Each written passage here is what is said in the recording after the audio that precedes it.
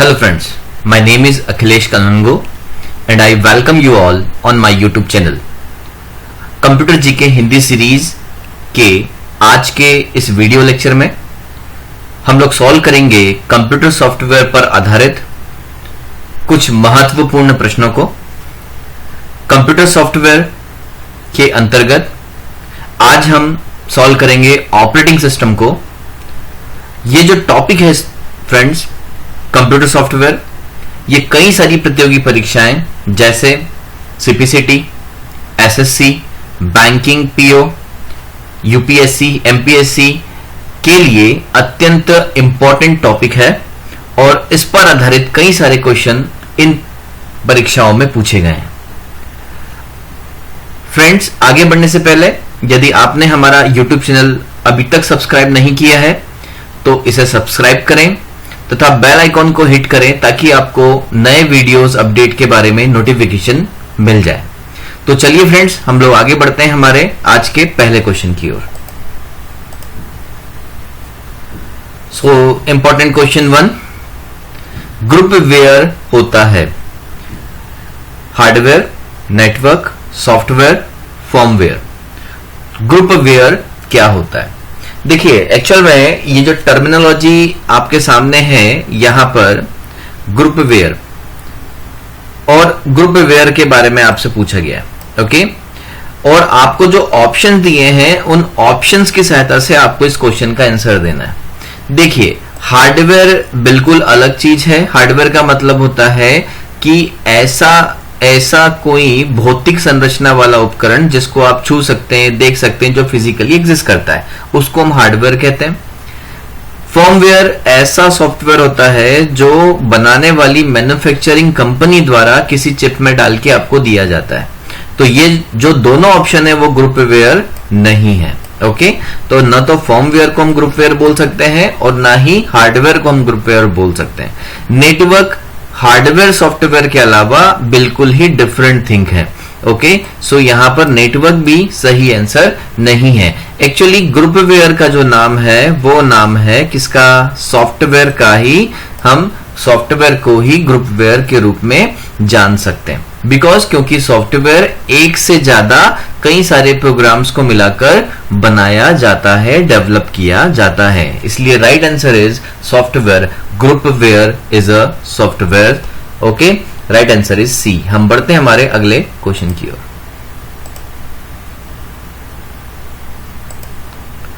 निम्नलिखित में से किस क्षेत्र में स्प्रेडशीट सॉफ्टवेयर अधिक उपयोगी होता है? मनोविज्ञान, प्रकाशन, सांख्यिकी, संदेश प्रेषण। यहां पर स्प्रेडशीट के बारे में पूछा है।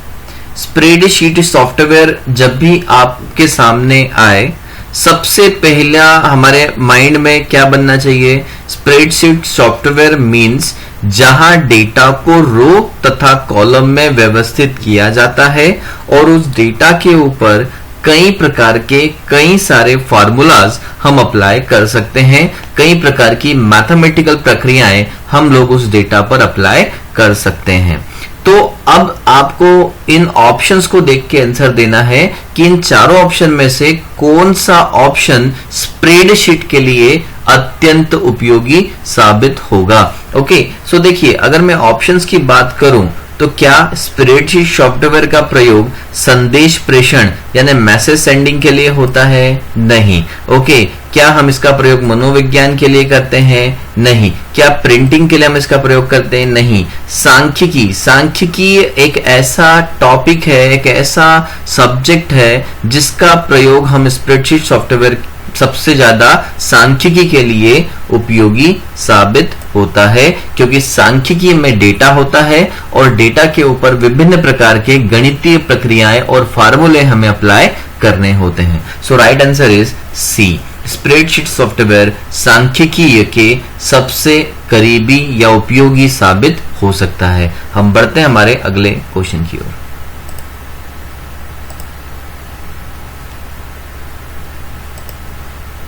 वह सॉफ्टवेयर जो उस तरीके को नियंत्रित करता है जिससे कंप्यूटर सिस्टम काम करता है और ऐसे साधन उपलब्ध कराता है जिसके द्वारा प्रयोक्ता कंप्यूटर के साथ इंटरेक्ट कर सकता है कहलाता है। ऐसा सॉफ्टवेयर जो उस तरीके को नियंत्रित करता है जिससे कंप्यूटर सिस्टम कार्य करता है। अल्टीमेटली क्वेश्चन का अर्थ यह है कि कंप्यूटर सिस्टम को नियंत्रित करता है और उपयोगकर्ता, प्रयोक्ता का मतलब होता है जो उस कंप्यूटर को प्रयोग कर रहा है, तो प्रयोक्ता को ऐसे साधन उपलब्ध कराए जो कंप्यूटर के साथ काम करने में आसान बना दे। तो ऐसा सॉफ्टवेयर निम्न में से 4 में से क्या कहलाता है? ऐसा सॉफ्टवेयर कहलाता है operating system. Operating system computer system को नियंत्रित करता है और उपयोगकर्ता को उसके उपयोग के लिए कुछ ऐसे एप्लीकेशन सॉफ्टवेयर उपलब्ध कराता है जिससे कंप्यूटर चलाना आसान हो जाता है। So right answer is operating system.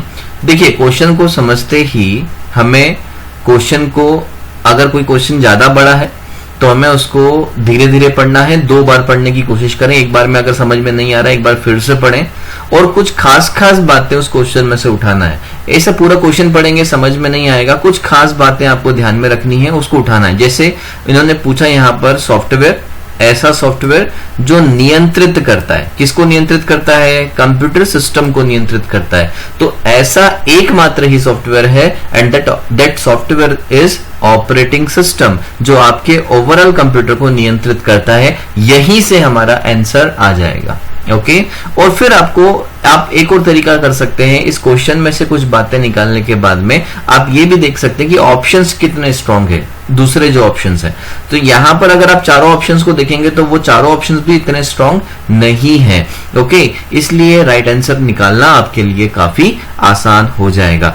दोस्तों एक बात और याद रखें कि ये जो प्रश्न मैं आपके सामने, ये जो क्वेश्चंस लेके आ रहा हूं, ये सारे क्वेश्चंस बहुत ही इंपॉर्टेंट है और ये सारे क्वेश्चन कहीं ना कहीं किसी न किसी एग्जाम में पूछे गए हैं। तो आपको इन क्वेश्चंस को समझ के और आपको भी मेरे साथ साथ नोट पेन और पेपर लेके बैठना है और इन क्वेश्चंस के सॉल्यूशन करते रहना है। ओके हम बढ़ते हैं हमारे अगले क्वेश्चन की ओर।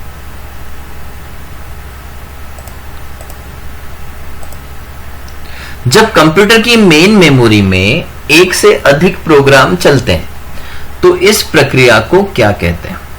Spooling, buffering, multi programming, serial processing. Okay देखिए मैंने आपको पिछले वीडियो लेक्चर में मल्टी प्रोग्रामिंग और मल्टीटास्किंग के बारे में समझाया था। यहां पर जो क्वेश्चन है उस क्वेश्चन में साफ साफ दिया हुआ है कंप्यूटर की मेन मेमोरी। मेन मेमोरी में एक से अधिक प्रोग्राम चलते हैं। तो पिछले वीडियो लेक्चर में हमने जाना था मल्टी प्रोग्रामिंग के बारे में और मल्टी प्रोग्रामिंग को हमने समझा था। मल्टी प्रोग्रामिंग किसी ऑपरेटिंग सिस्टम की वह प्रोसेस है जिसमें किसी मेमोरी में एक से ज्यादा प्रोग्राम्स को अपलोड कर दिया जाता है और उस मेमोरी से एक से अधिक प्रोग्राम साइमल्टेनियसली काम करते हैं। साइमल्टेनियसली का मतलब होता है साथ साथ एग्जीक्यूट होते हैं। ओके पर हमें ऐसा फील होता है कि सारे प्रोग्राम एक साथ चल रहे हैं, पर एक्चुअल में ऑपरेटिंग सिस्टम एक समय पर किसी एक प्रोग्राम को ही एग्जीक्यूट करता है, लेकिन साइमल्टेनियसली प्रोग्राम वहां पर एग्जीक्यूट होते हैं। इस प्रोसेस को मल्टी प्रोग्रामिंग कहते हैं। ओके सो मल्टी प्रोग्रामिंग यहां पर राइट आंसर है। मल्टी प्रोग्रामिंग के बारे में मैं विस्तृत रूप से आपको पिछले वीडियो लेक्चर में समझा चुका हूं। पिछले वीडियो लेक्चर की जो लिंक है वो आपको इस वीडियो के डिस्क्रिप्शन बॉक्स में मिल जाएगी। आप वहां से मेरा इस पिछला वीडियो लेक्चर देख सकते हैं जिससे आपको मल्टी प्रोग्रामिंग और मल्टीटास्किंग के बारे में जानकारी प्राप्त हो सकेगी। ओके सो हम बढ़ते हैं हमारे अगले क्वेश्चन की ओर।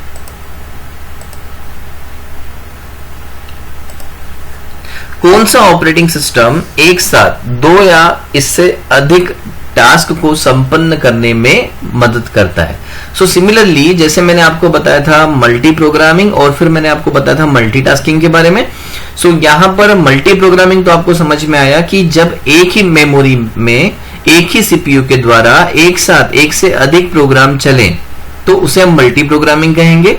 और एक ही ऑपरेटिंग सिस्टम एक से अधिक कार्य यदि एक साथ करता है तो इसे हम कहेंगे मल्टीटास्किंग। सो यहां पर यह बोल रहा है कि कौन सा ऑपरेटिंग सिस्टम एक साथ यानी एक ही समय में दो या अधिक टास्क को संपन्न करता है, ऐसा operating system multitasking operating system कहलाता है। ओके, यहां पर देखिए 4 ऑप्शन जो आपके सामने है, इसमें multi user, real time, multitasking और टाइम शेयरिंग ऑप्शन दिया हुआ है। बाकी की जो 3 ऑप्शंस ये क्या होते हैं, इसके लिए मैं एक सेपरेट वीडियो लेक्चर में आपको बताऊंगा, multi user, real time, time sharing और मल्टी प्रोग्रामिंग, मल्टीटास्किंग के बारे में। तो मैं उसका एक वीडियो लेक्चर सेपरेटली इस आपको चैनल पे अपलोड कर दूंगा, आप वहां से इसके बारे में जानकारी प्राप्त कर सकते हैं। तो right answer is multitasking is the right answer. हम बढ़ते हैं हमारे अगले क्वेश्चन की ओर।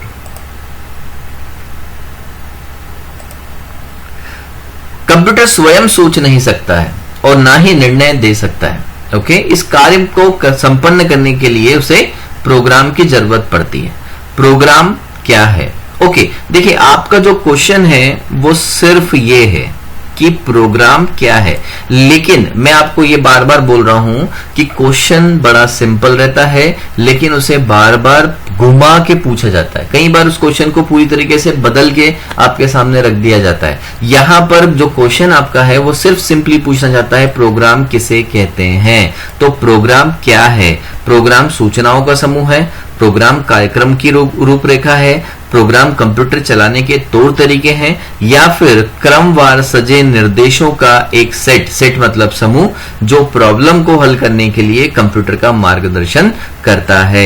मैंने पिछले वीडियो लेक्चर में आपको बताया था प्रोग्राम के बारे में।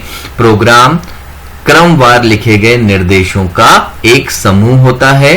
ये निर्देश एक साथ एक स्थान पर रखते हैं, जिसे हम यूनिकली या एक साथ कहें एज ए यूनिट, उसे हम प्रोग्राम कहते हैं। सो प्रोग्राम क्या हुआ? प्रोग्राम क्रमवार लिखे गए निर्देशों का एक समूह होता है। Okay, so right answer is D. हम बढ़ते हैं हमारे अगले क्वेश्चन की ओर।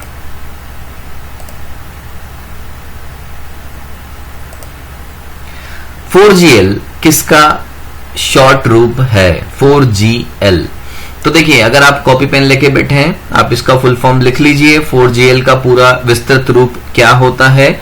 इसका विस्तृत रूप है फोर्थ जनरेशन लैंग्वेज। पूरा नाम क्या है इसका? 4GL का फोर्थ जनरेशन लैंग्वेज। ओके, आप इसको नोट डाउन करते चलें। किसी भी कंप्यूटर रिगार्डिंग एग्जाम में, कंप्यूटर संबंधित एग्जाम में फुल फॉर्म के क्वेश्चंस पूछे जाते हैं। आपको ये फुल फॉर्म्स को हमेशा याद रखना होता है। तो सबसे अच्छा तरीका यह है कि आप इसे कॉपी के पिछले साइड में 4-5 पेज छोड़ के सबको एक साथ लिख लें और रोज पढ़ें। सो 4GL का मतलब क्या होता है? Fourth generation language. ओके, हम आगे बढ़ते हैं हमारे अगले क्वेश्चन की ओर।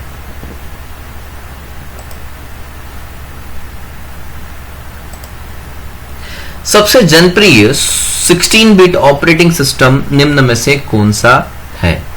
सो देखिए, एक्चुअल में यहां पर अलग अलग प्रकार के ऑपरेटिंग सिस्टम अवेलेबल हैं हमारे पास में। 16 बिट ऑपरेटिंग सिस्टम भी होता है, 32 बिट ऑपरेटिंग सिस्टम भी होता है, 64 बिट ऑपरेटिंग सिस्टम भी होता है, और कहीं कहीं ऑपरेटिंग सिस्टम 128 बिट भी होते हैं। ओके, सो ये पूछ रहा है 16 बिट के बारे में। 16 बिट ऑपरेटिंग सिस्टम, देखिए अभी जनरली हम लोग जो कंप्यूटर सिस्टम खरीदते हैं वे computer system 64 bit operating system को फॉलो कर रहे हैं जनरल पर्पस के लिए, जो हम डोमेस्टिक पर्पस के लिए कंप्यूटर खरीदते हैं। ओके, आज की स्थिति में। लेकिन इससे अगर मैं 10 साल पहले जाऊं या 1980-82 की बात करें, 10-20 साल पहले की बात करें, तब वहां पर 16 बिट ऑपरेटिंग सिस्टम चलता था, और तब एक ऑपरेटिंग सिस्टम बहुत ज्यादा प्रचलित था, जनप्रिय जो ये बोल रहा है, प्रचलित बहुत ज्यादा था, and that operating system is MS-DOS। So MS-DOS is 16 bit operating system. ये बात आपको याद रखना है।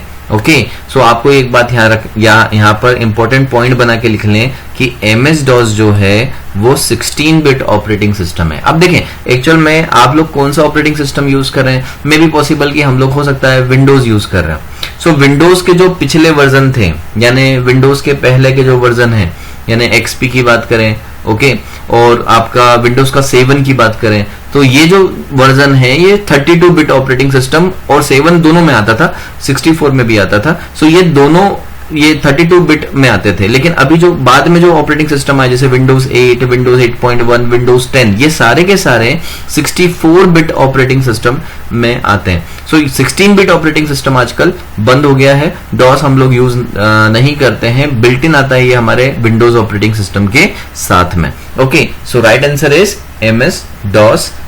एमएस डॉस एक 16 बिट ऑपरेटिंग सिस्टम है। ओके,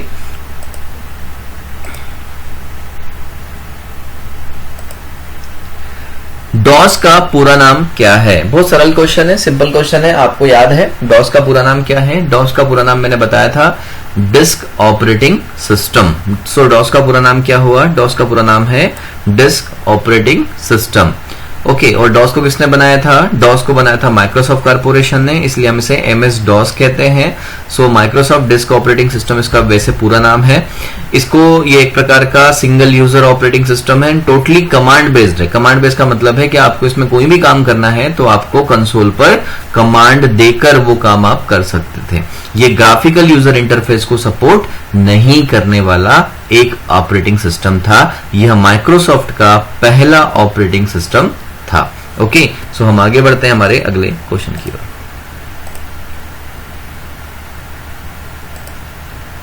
निम्नलिखित में से हार्ड डिस्क में अनावश्यक फाइल्स की पहचान करता है और उन्हें तभी हटाता है जब यूजर अनुमति देता है।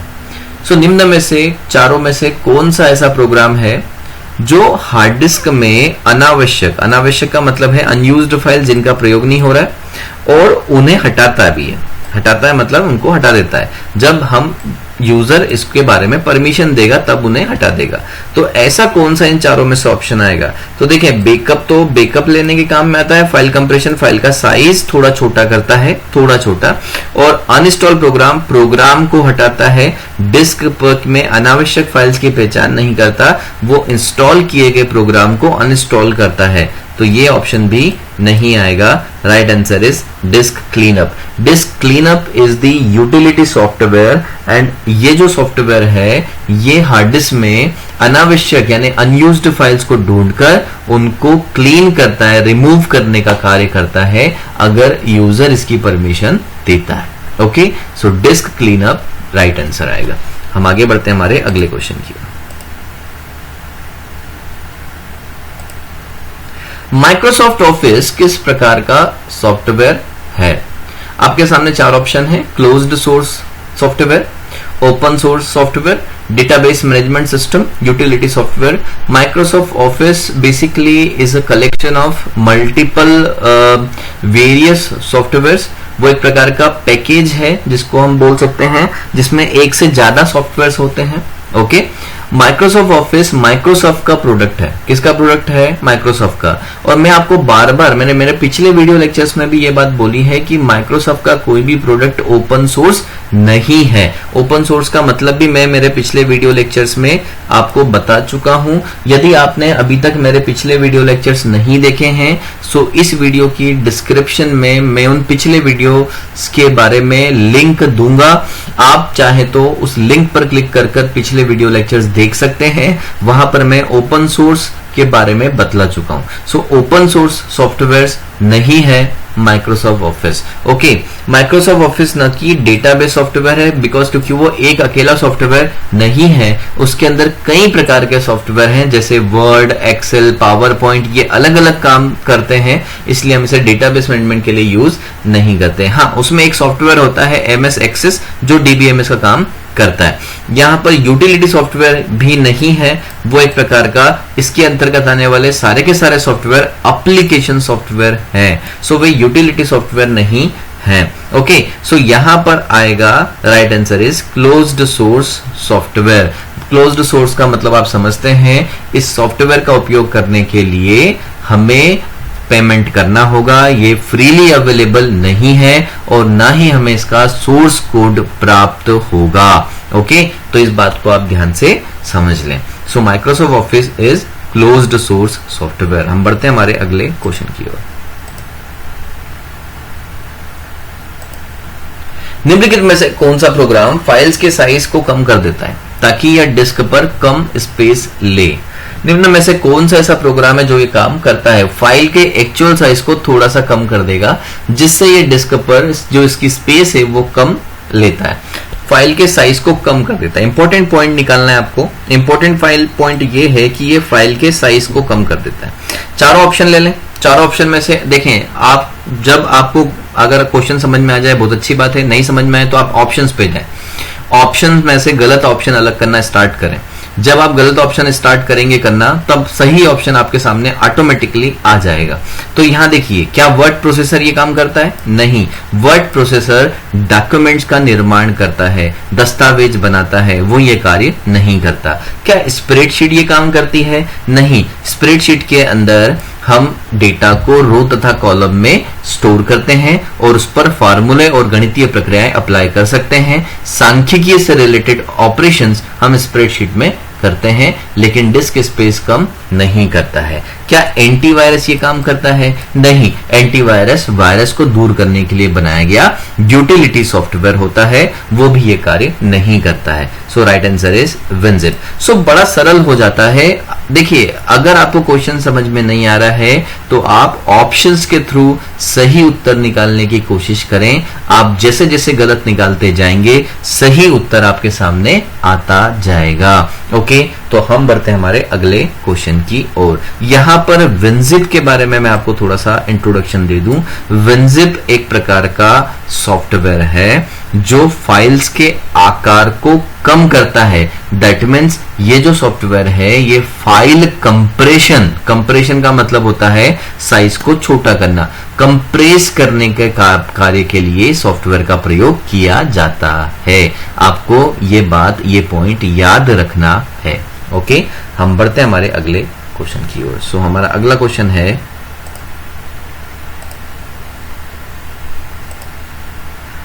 आप अपने पेन ड्राइव में उपलब्ध रिक्त स्थान के साइज की तुलना में थोड़ी बड़ी फाइल कॉपी करना चाहते हैं। ऐसी स्थिति में दिए गए विकल्पों में से उस सुविधा की पहचान करें जो आपके उद्देश्य के लिए सर्वाधिक उपयुक्त हो। आपको देखिए, क्वेश्चन समझ में आ गया। अगर क्वेश्चन समझ में नहीं आया तो खास खास पॉइंट निकालने हैं। मैं आपको एक कंक्लूजन बता रहा हूं, इसका एक छोटा सा हिस्सा निकाल के बता रहा हूं कि मान लो हमारे पास पेन ड्राइव की साइज छोटी है, लेकिन हम जो फाइल कॉपी करना चाहते हैं वो फाइल का साइज काफी बड़ा है। ओके, मतलब बड़ा है, वो पेन ड्राइव के साइज से उस फाइल का साइज बड़ा है। तो निम्न में से कौन सा ऑप्शन हम सिलेक्ट करें जिससे हमारा काम हो जाए, वो फाइल इस पेन ड्राइव में कॉपी हो जाए, ऐसा ये वो पूछ रहा है। सो यहाँ पर चार ऑप्शन है। फाइल के एक्सटेंशन को बदल दें, नहीं, इससे कोई हासिल हमको नहीं होगा।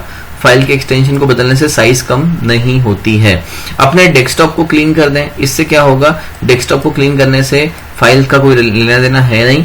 सभी प्रोग्राम्स को अनइंस्टॉल कर दें, नहीं। क्या हम ऐसा चाहेंगे कि पेन ड्राइव में कोई फाइल कॉपी नहीं हो रही है तो पेन ड्राइव में जो बाकी का सामान है, बाकी के जो फाइल्स है उनको हम हटा दें? नहीं, ऐसा भी नहीं करते हैं। सो हम अपनी फाइल को कंप्रेस मैंने अभी थोड़ी देर पहले बताया था कि यदि आपकी फाइल का साइज बड़ा है और आपको जहां पर इस फाइल को लेकर जाना है वो स्टोरेज लोकेशन का साइज छोटा है, तो आप अपनी फाइल का आकार कम कर सकते हैं और इसको बोलते हैं कंप्रेशन। क्या बोलते हैं इसको? कंप्रेशन। इसके लिए हम प्रयोग करते हैं विनजिप सॉफ्टवेयर का, जो मैंने इसके पिछले क्वेश्चन में आपको बताया था। सो हम हमारी फाइल को कंप्रेस कर हम उसकी कॉपी कर सकते हैं। So right answer is C. हम आगे बढ़ते हैं हमारे अगले क्वेश्चन की ओर।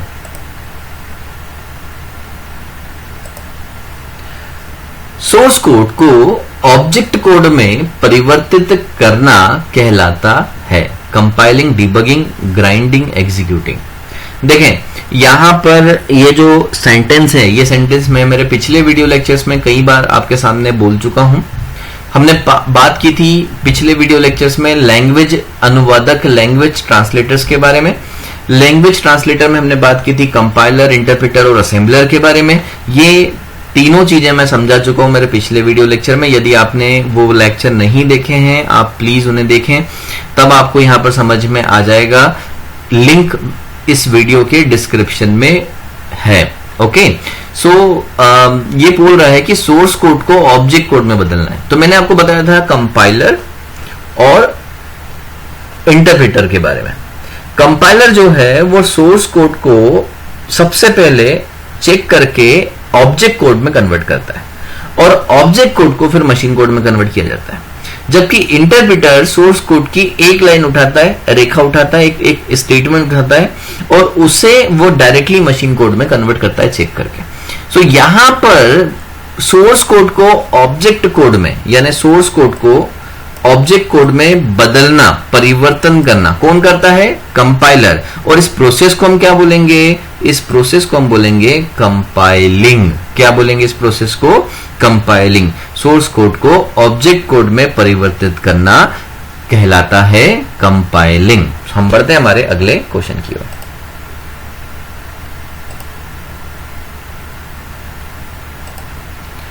एक्सटेंशन .zip ZIP वाली एक फाइल रिक्त स्थान को दर्शाती है।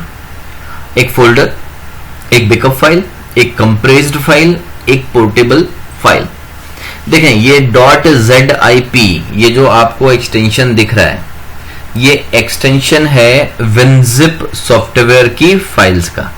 यानी WinZip सॉफ्टवेयर या zip फाइल्स जो होती हैं, zip फाइल्स जो होती हैं वे फाइल्स का एक्सटेंशन होता है। एक्सटेंशन आप समझते हैं ना, विंडोज एक्सप्लोरर में एक्सटेंशन के द्वारा हमें पता चलता है कौन सी फाइल किस प्रकार की है। ओके, सो .zip फाइल जो होती है ये कंप्रेस्ड फाइल्स को दर्शाता है।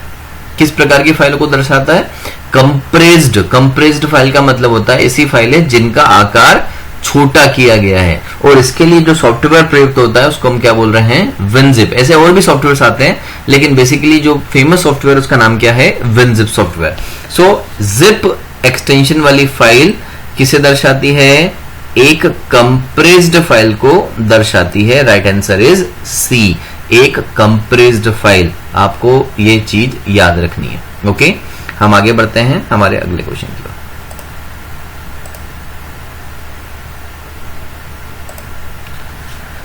एक डेडिकेट कंप्यूटर क्या होता है? डेडिकेट कंप्यूटर, कई बार जब क्वेश्चन आपके सामने आता है तो क्वेश्चन में डेडिकेट कंप्यूटर नहीं लिखा रहता, वहां पर लिखा रहता है समर्पित कंप्यूटर। समर्पित, समर्पित का मतलब होता है जो एक जैसा काम करने के लिए या एक ही काम के लिए समर्पित हो। हम उससे दूसरे काम की कोई आशा नहीं कर सकते। सो डेडिकेट कंप्यूटर क्या होता है? तो यहाँ चार ऑप्शन आपके सामने हैं। एक ऐसा कंप्यूटर जो केवल एक व्यक्ति द्वारा प्रयुक्त किया जाता है, नहीं, इसे हम डेडिकेट कंप्यूटर नहीं कह सकते। एक ऐसा कंप्यूटर जिसे एक कार्य करने के लिए निर्धारित किया जाता है और केवल एक ही कार्य उस पर होता है, तो ऐसा कंप्यूटर कहलाता है डेडिकेट कंप्यूटर जो एक ही कार्य को करता है या एक ही कार्य को करने के लिए समर्पित होता है, डेडिकेट होता है। उसे हम क्या बोलेंगे? उसे हम बोलेंगे डेडिकेटेड कंप्यूटर, जिसके द्वारा हम सिर्फ एक ही कार्य को करवा सकते हैं। ओके, उसको हम बोलते हैं डेडिकेटेड कंप्यूटर। तो आप इसको आप ध्यान से रखें, ध्यान से समझें इस बात को। ये बड़ा इंपॉर्टेंट क्वेश्चन है। एक डेडिकेट कंप्यूटर वो होता है जो एक साथ कई सारे काम नहीं करता है, उसे जो काम करने को दिया जाता है वो वही कार्य करता है, इसके अलावा वो कोई कार्य नहीं करता है। जैसे फॉर एग्जांपल यदि कोई कंप्यूटर है जो रोबोटिक्स के लिए यूज हो रहा है और उसे कार पेंट करने के लिए बोला गया है, सो वो कार पेंट का ही काम करता है, वो कोई और काम नहीं करेगा। उस प्रकार के जो जितने भी कंप्यूटर्स हैं जो इस प्रकार के कोई काम करते हैं, जो एक ही जैसे काम करने के लिए बने हैं, तो उन्हें हम डेडिकेटेड कंप्यूटर कह सकते हैं। Okay, so right answer is B. Now हम आगे बढ़ते हैं हमारे अगले क्वेश्चन की ओर। Question number 70। रिक्त स्थान हार्डवेयर डिवाइसेस ऐसी गैर आवश्यक डिवाइसेस होती हैं जो मेन कंप्यूटर सिस्टम का हिस्सा नहीं होती और अधिकांश तौर पर बाद में सिस्टम से जोड़ी जाती हैं। निम्न में से वे क्या कहलाती है? रिक्त स्थान में क्या आएगा? तो ऐसी हार्डवेयर डिवाइसेस, देखें आपको यहां पर शब्द उठाने हैं। अगर आपको क्वेश्चन समझ में नहीं आ रहा है, आप सेकंड टाइम में पूरा क्वेश्चन के बजाय आप खासकर शब्द उठाएं, जैसे हार्डवेयर डिवाइसेस जो गैर आवश्यक है। गैर आवश्यक का मतलब है कि हम उनको लगाएं बिना भी हमारे कंप्यूटर काम चल सकता है। ओके, जो इतनी इंपॉर्टेंट नहीं है और मेन कंप्यूटर सिस्टम का हिस्सा नहीं, इंपॉर्टेंट नहीं है तो हिस्सा भी नहीं होगी। अधिकांश तौर पर बाद में सिस्टम से जोड़ सकते हैं। ओके, जैसे फॉर एग्जांपल की प्रिंटर। सो प्रिंटर जो है वो मेन कंप्यूटर का हिस्सा नहीं है। आपको जरूरत पड़ेगी तब आप प्रिंटर जोड़ लें और जब जरूरत नहीं पड़ेगी प्रिंटर को निकाल दें। ठीक है। यदि मान लीजिए आपके पास लैपटॉप है, लैपटॉप में जो कीबोर्ड आप बाहर से लगाते हैं, वो जो कीबोर्ड आपने लगाया है, वो कीबोर्ड जो बाहर से ऐड करेंगे वो कंप्यूटर का हिस्सा नहीं, क्योंकि लैपटॉप में कीबोर्ड ऑलरेडी बिल्ट इन लगा हुआ आता है। लेकिन आप अगर अलग से लगा रहे हैं तो वो आपकी चॉइस है, उसको आप हटा भी सकते हैं। तो ऐसी हार्डवेयर डिवाइसेस जिनको हम हमारी आवश्यकता के हिसाब से लगाते हैं कंप्यूटर में और जरूरत खत्म होने पर वापस हटा देते हैं, ऐसी डिवाइसेस कहलाती हैं पेरिफेरल डिवाइसेस। क्या कहते हैं इनको हम? इस प्रकार के डिवाइसेस को पेरिफेरल डिवाइसेस कहती है। तो ये जो रिक्त स्थान है यहां पर क्या आएगा? यहां पर आएगा पेरिफेरल डिवाइसेस। क्या आएगा यहां पर? इस रिक्त स्थान में आएगा पेरिफेरल डिवाइसेस। हम बढ़ते हैं हमारे अगले क्वेश्चन की।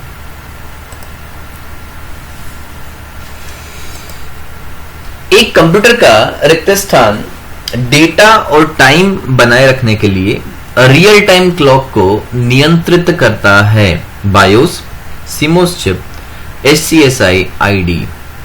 देखें,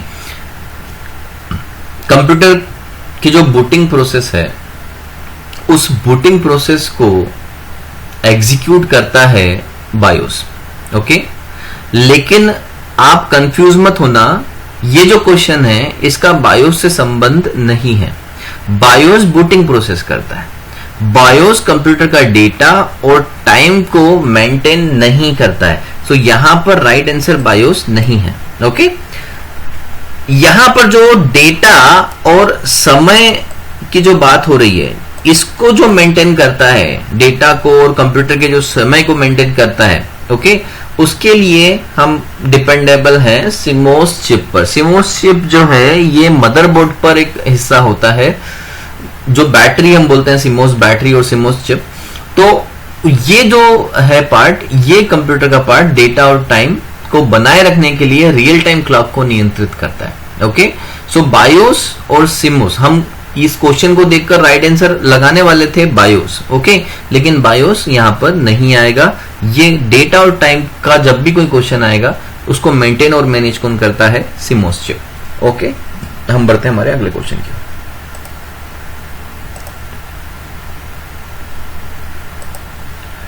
निम्नलिखित में से उस विकल्प का चयन करें जो वेब ब्राउजर नहीं है। Netscape navigator. नेटस्केप नेविगेटर एक प्रकार का वेब ब्राउजर है। इंटरनेट एक्सप्लोरर वेब ब्राउजर है, माइक्रोसॉफ्ट कॉर्पोरेशन का है, विंडोज ऑपरेटिंग सिस्टम के साथ आता है। ओके, सो ये एक प्रकार का वेब ब्राउजर है। मोज़िक भी वेब ब्राउजर है। ओके, नहीं है, कौन नहीं है web browser? www web browser नहीं है। www एक विशाल संग्रह है किसका? वेब पेजेस का। ओके, सो www वेब पेजेस के संग्रह को हम बोलते हैं जो इंटरनेट पर अवेलेबल है। So right answer is D, यह एक प्रकार का वेब ब्राउजर नहीं है। ओके, हम आगे बढ़ते हैं हमारे अगले क्वेश्चन की ओर। निम्नलिखित में से कौन सी एक ज्ञात सॉफ्टवेयर बग के लिए रिपेयर विधि है जो आमतौर पर इंटरनेट पर बिना किसी शुल्क के उपलब्ध है? इस क्वेश्चन को आपको याद रखना है। इसमें दो बातें हैं। ज्ञात सॉफ्टवेयर बग, सॉफ्टवेयर बग का मतलब होता है सॉफ्टवेयर त्रुटि या एरर, है ना? ऐसी सॉफ्टवेयर त्रुटि या एरर जो आपको पता है जिसके बारे में, और उसको रिपेयर करने के लिए इंटरनेट पर उपलब्ध कोई विधि क्या कहलाती है? तो अगर सॉफ्टवेयर में कोई एरर है और उसको दूर करने के लिए आप इंटरनेट से कोई विधि उठाते हैं जिसके लिए जो बिना शुल्क के उपलब्ध है, उसे हम बोलते हैं पेंच। क्या बोलते हैं हम लोग? पेंच। तो आप इस बात को ध्यान रखें, याद रखें, नोट डाउन कर लें। क्या बोलते हैं हम इसको? हम बोलते हैं पेंच। Okay, so right answer is पेंच।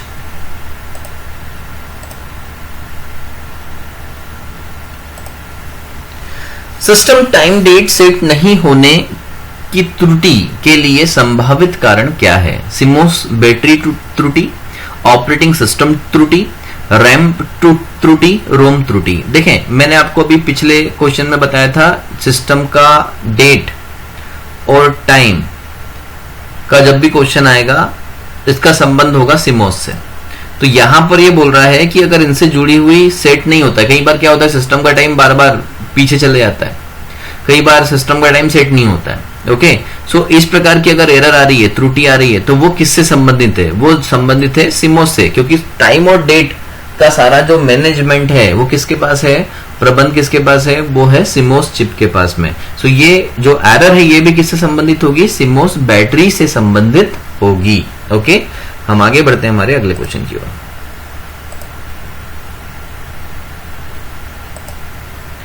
शब्द रिक्त स्थान उस उपकरण को निर्दिष्ट करता है जिसे कंप्यूटर की कार्यशीलता को बढ़ाने के लिए कंप्यूटर सिस्टम में जोड़ा जा सकता है। Digital device, system add on, disk pack, peripheral device. शब्द रिक्त स्थान उस उपकरण को निर्दिष्ट करता है। उपकरण यानी हार्डवेयर डिवाइस के बारे में बात हो रही है, जिसे कंप्यूटर की कार्यशीलता मतलब कंप्यूटर का परफॉर्मेंस बढ़ाने के लिए कंप्यूटर सिस्टम से जोड़ा जाता है। तो ऐसी कौन सी यहां पर इन चारों में से क्या चीज यहां पर आएगी, क्या ऑप्शन क्या आएगा जो कंप्यूटर की परफॉर्मेंस बढ़ाने में सक्षम हो और जो एक प्रकार का उपकरण हो जिसके द्वारा हम अलग से कंप्यूटर में जोड़ सकते हैं। तो मैंने आपको ये बताया था भी पिछले क्वेश्चंस में कि ऐसे डिवाइसेस जिनको आवश्यकता पड़ने पर आप अलग से लगाते हैं और अपना कार्य पूर्ण होने पर आप उसे हटा देते हैं, ऐसी डिवाइसेस कहलाती है पेरिफेरल डिवाइसेस। क्या कहते हैं हम लोग? हम इसको बोलते हैं पेरिफेरल डिवाइसेस। सो पेरिफेरल डिवाइसेस की कैटेगरी में ये उपकरण आएगा जो कंप्यूटर में बाद में ऐड हो सकता है आवश्यकता पड़ने पर और कंप्यूटर की परफॉर्मेंस को भी बढ़ा सकता है। जैसे फॉर एग्जांपल यदि मान लीजिए हमको एक्स्ट्रा मेमोरी की जरूरत है, हम बाहर से कंप्यूटर में एक पेरिफेरल डिवाइस के रूप में एसएसडी हार्ड डिस्क वगैरह अप्लाई कर सकते हैं, लगा सकते हैं, अटैच कर सकते हैं, जिससे कंप्यूटर की मेमोरी बढ़ जाएगी और कंप्यूटर का परफॉर्मेंस भी बढ़ जाएगा। So right answer is peripheral devices. हम बढ़ते हैं हमारे अगले क्वेश्चन की ओर। एक कंप्यूटर सॉफ्टवेयर जिसके लिए सॉफ्टवेयर पब्लिशर के पास सोर्स कोड के कॉपीराइट के रूप में बौद्धिक संपदा अधिकार सुरक्षित है को किस रूप में जाना जाता है? Freeware, open source software, proprietary software, malware.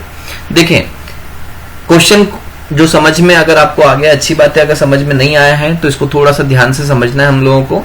Software, एक कंप्यूटर सॉफ्टवेयर के बारे में बात हो रही है। सॉफ्टवेयर पब्लिशर मतलब जो सॉफ्टवेयर को डेवलप करने वाली कंपनी है, ओके, के पास सोर्स कोड के कॉपीराइट का मतलब होता है कोई भी उस सोर्स कोड की कॉपी नहीं बना पाए, ओके, उसके रूप में उसके पास अधिकार रहते हैं। मतलब सॉफ्टवेयर की कॉपी नहीं हो इसके लिए उसके पास सारे अधिकार हैं, मतलब वो अपना सोर्स कोड नहीं दे रहा है, ओके।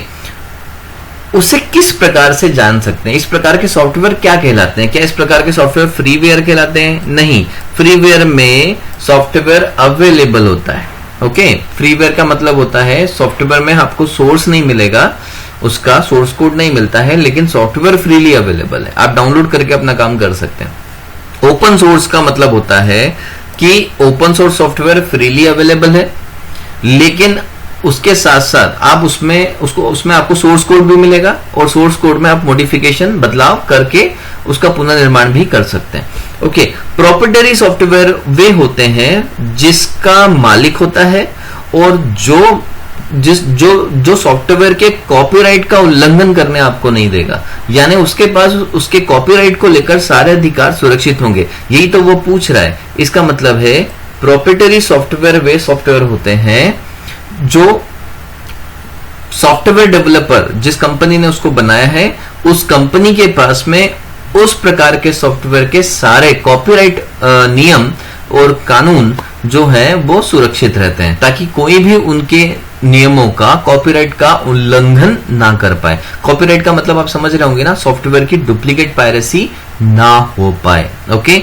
जैसे फॉर एग्जांपल मैं आपको बताऊं प्रोप्राइटरी सॉफ्टवेयर में, जैसे विंडोज ऑपरेटिंग सिस्टम माइक्रोसॉफ्ट का प्रोडक्ट है और माइक्रोसॉफ्ट अपने सभी प्रोडक्ट के लिए कॉपीराइट नियम को फॉलो करता है। कोई भी उसकी पायरेसी अगर आप करते हैं उसके सॉफ्टवेयर की, वो एक प्रकार का जुर्म कहलाता है, ओके। सो विंडोज 7 हो, माइक्रोसॉफ्ट ऑफिस हो, ये सब प्रोप्राइटरी सॉफ्टवेयर कहलाते हैं। ओके, हम आगे बढ़ते हैं हमारे अगले क्वेश्चन की ओर।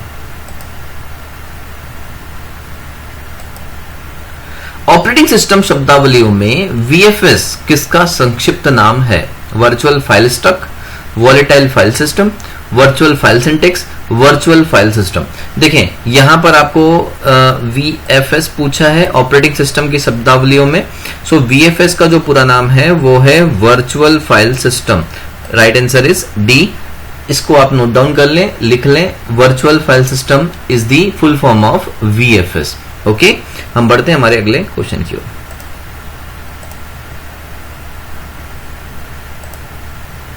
निम्नलिखित में से कौन सा एक प्रोप्राइटरी ऑपरेटिंग सिस्टम है? अभी देखें, अभी मैंने पिछली बार आपको अभी पिछला क्वेश्चन देखा, उसमें हमने देखा था प्रोप्राइटरी सॉफ्टवेयर किसे कहते हैं, और यहां पर आपके सामने क्वेश्चन आ गया है प्रोप्राइटरी ऑपरेटिंग सिस्टम किसे कहते हैं। अब आपको समझ में आ रहा होगा प्रोप्राइटरी ऑपरेटिंग सिस्टम मतलब ऐसा ऑपरेटिंग सिस्टम जिसको बनाने वाली कंपनी ने उसके कॉपीराइट के सारे अधिकार अपने पास रखे हुए हैं। ओके, कोई भी उसके कॉपीराइट के अधिकारों का उल्लंघन नहीं कर सकता है, मतलब आप उसका डुप्लीकेट सॉफ्टवेयर नहीं बना सकते। तो ऐसा सिर्फ वो ही कर पाएगा जिसके प्रोडक्ट ओपन सोर्स नहीं है। आप एक बात ध्यान रखें, जिसके प्रोडक्ट ओपन सोर्स होंगे वे प्रोप्राइटरी सॉफ्टवेयर नहीं कहलाएंगे। ओके, सो यहां पर हम इस वाक्य, इस सेंटेंस को आधार बनाकर हम यहां पर सही आंसर का चुनाव करेंगे। सो रिएक्ट ओएस जो है ये एक प्रकार का ऑपरेटिंग सिस्टम है और इसको बनाया था रिएक्ट ओएस कंट्रीब्यूशन ने, और यह एक प्रकार का ओपन सोर्स ऑपरेटिंग सिस्टम है। रिएक्ट ओएस जो है ये ओपन सोर्स ऑपरेटिंग सिस्टम है, और ये जो ऑपरेटिंग सिस्टम है इस पर कई प्रकार के प्रोग्राम्स बने हैं, और ये 1998 के लगभग मार्केट में अवेलेबल हुआ था। ओके, सो रिएक्ट ओएस यहां पर राइट आंसर नहीं है, बिकॉज ये जो है ये एक प्रकार का ओपन सोर्स है, प्रोप्राइटरी सॉफ्टवेयर नहीं है। सो ये जो ऑप्शन है ये गलत होगा। उबंटू लाइनेक्स यूनिक्स फैमिली का ऑपरेटिंग सिस्टम है, ये लाइनेक्स का ही एक प्रकार है, और लाइनेक्स जैसा कि आप सभी जानते हैं ओपन सोर्स सॉफ्टवेयर है। सो ये भी प्रोप्राइटरी सॉफ्टवेयर नहीं होगा। Free BSD another open source operating system है, तो ये भी प्रोप्राइटरी सॉफ्टवेयर नहीं होगा। और जैसे कि मैंने आपको अभी बताया था थोड़ी देर पहले, विंडोज ऑपरेटिंग सिस्टम जो है वो एक प्रकार के प्रोप्राइटरी सॉफ्टवेयर होते हैं। सो यहां पर जो राइट आंसर आएगा वो आएगा Windows 7। Okay, so right answer is Windows 7। Windows 7 product है माइक्रोसॉफ्ट का, और माइक्रोसॉफ्ट का जो जितने भी प्रोडक्ट हैं वो सारे के सारे प्रोप्राइटरी सॉफ्टवेयर्स हैं। ओके, सो हम आगे बढ़ते हैं हमारे अगले क्वेश्चन की ओर।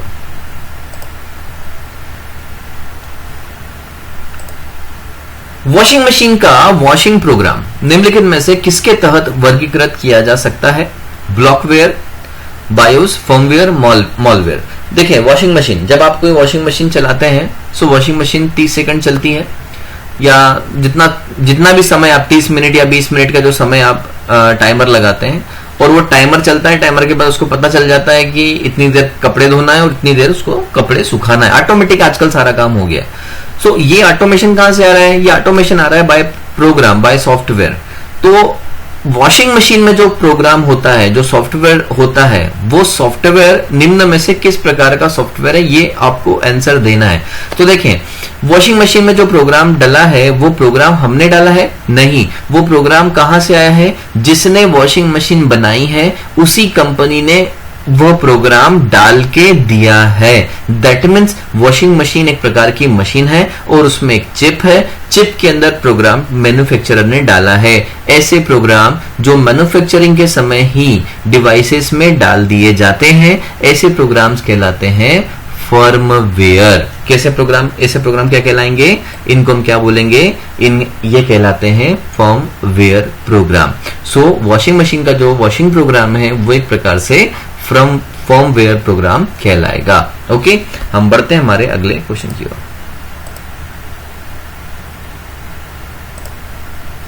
ऑपरेटिंग सिस्टम शब्दावली में एपीआई किसका शॉर्ट फॉर्म है? Application programming interface, application path interchange, artificial programming interface, arithmetic programming interface. So देखें यहां पर 3 ऑप्शन में प्रोग्रामिंग इंटरफेस है, इसका मतलब है कि प्रोग्रामिंग इंटरफेस तो आएगा, पाथ इंटरचेंज नहीं है। राइट आंसर है एप्लीकेशन प्रोग्रामिंग इंटरफेस। इसको भी आप अपने फुल फॉर्म वाली जो पेज है उस पर लिख लें। एपीआई का पूरा नाम है एप्लीकेशन प्रोग्रामिंग इंटरफेस। ओके, हम बढ़ते हैं हमारे अगले क्वेश्चन की ओर। GNU पब्लिक लाइसेंस GPL के तहत लाइसेंस शुदा सॉफ्टवेयर का सबसे जाना पहचाना उदाहरण है। सो देखें, इसमें दो ऑप्शन दिए हुए हैं, है ना। ये जो GPL है ये एक प्रकार का सॉफ्टवेयर्स को लाइसेंस देने के लिए कमिटी है, और यहां पर 2 ऑप्शन आपके सामने प्रोप्राइटरी सॉफ्टवेयर्स के हैं जो किसी एक कंपनी के प्रोप्राइटरी में आते हैं, that is Windows XP and Windows 7। Windows XP और 7 दोनों माइक्रोसॉफ्ट के प्रोडक्ट हैं, और ये दोनों जो हैं ये ओपन सोर्स नहीं है, ये दोनों प्रोप्राइटरी सॉफ्टवेयर हैं, तो ये दोनों यहाँ पर राइट आंसर नहीं होंगे। राइट आंसर इज लाइनेक्स जो है वो GNU पब्लिक लाइसेंस के तहत सबसे जाना पहचाना उदाहरण है। इस बात को आप एक पॉइंट बनाकर याद रख लें। सो GNU पब्लिक लाइसेंस पर से जो क्वेश्चन आए तो सबसे जाना पहचाना जो उदाहरण है वो है लाइनेक्स एक प्रकार का ऑपरेटिंग सिस्टम है, और यह GNU पब्लिक लाइसेंस के तहत लाइसेंस शुदा है। ओके, सो हम आगे बढ़ते हैं हमारे अगले क्वेश्चन की ओर। पोर्टेबल डॉक्यूमेंट फॉर्मेट को किसने विकसित किया था? पोर्टेबल डॉक्यूमेंट फॉर्मेट यानी PDF। सो PDF को किसने बनाया है? PDF को बनाया है एडोब सिस्टम्स ने। किसने बनाया है? एडोब सिस्टम्स ने। हम PDF को पढ़ने के लिए एक प्रोग्राम का प्रयोग करते हैं जिसका नाम है एक्रोबेट रीडर। ओके, और जो एक्रोबेट रीडर है वो एडोब का ही प्रोग्राम है।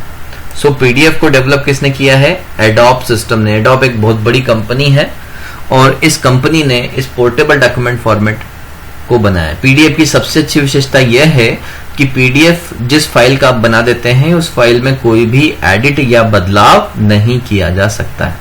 ओके, ये सबसे अच्छी बात है, इसीलिए PDF इतनी ज्यादा प्रसिद्ध और फेमस है। ओके, सो PDF को डेवलपर कौन है? Adobe systems. एडोब सिस्टम एक कंपनी है। हम बढ़ते हैं हमारे अगले क्वेश्चन की ओर।